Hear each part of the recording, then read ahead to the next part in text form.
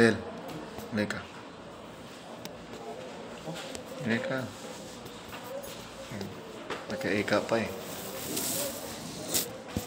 Binasa ko sa computer dito yung yung result mo ba?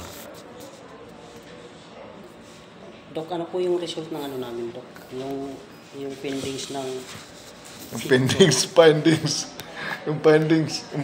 ko dyan. Findings ng fit ko ba? Fit.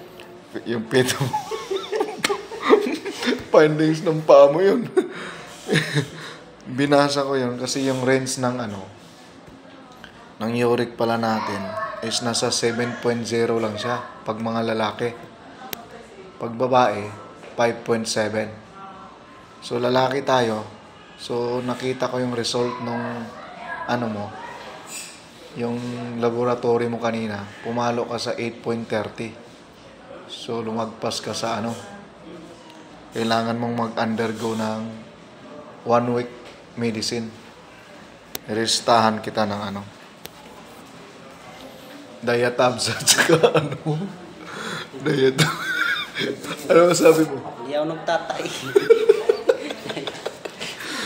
Restahan natin ng diatab guys at saka ano yun? Planax.